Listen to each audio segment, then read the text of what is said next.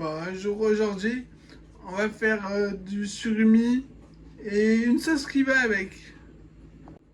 Alors, vous rincez puis vous faites tremper dans de l'eau froide 270 grammes de morue en miettes, j'ai pris. On va changer l'eau tous les jours. On le fera 3 jours au total. Après donc, on prend une courgette, on l'épluche, on la lave, on l'épépine, on la coupe en barrettes qu'on va couper en petits cubes. Alors, il vous en faut 190 grammes. On égoutte la morue, puis on la met au robot coupe avec le cutter. N'hésitez pas à rabattre les bords pendant que ça se mixe.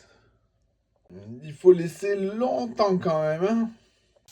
Dans un peu d'huile d'olive, on va faire cuire les courgettes. Il faut qu'elles soient croquantes et savoureuses.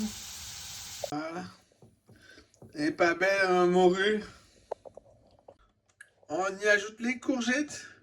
Puis on sale, on mélange, on goûte, on recommence si nécessaire. Puis on y ajoute aussi 1,5 cuillère à soupe d'huile d'olive. La moins chère, elle est très goûtue, elle est parfaite. Faites au goût.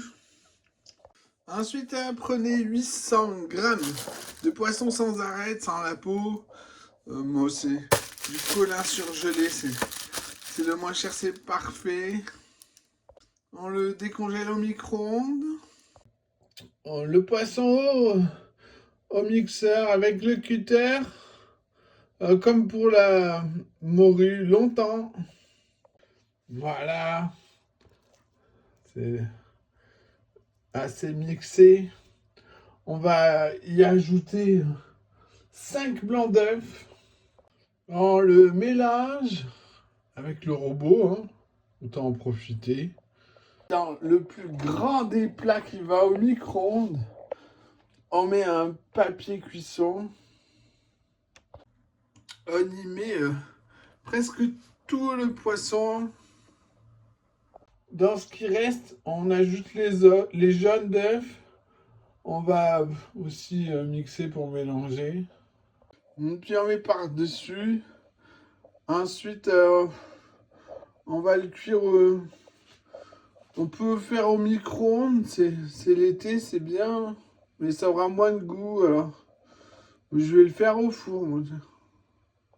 Alors, 180 degrés ventilé. Jusqu'à ce que ce soit brûlant à cœur, on contrôlera avec un couteau qu'on piquera au milieu et qu'on mettra sur la langue. Si c'est brûlant, c'est ok. Après complet refroidissement, on peut le servir en énorme surimi.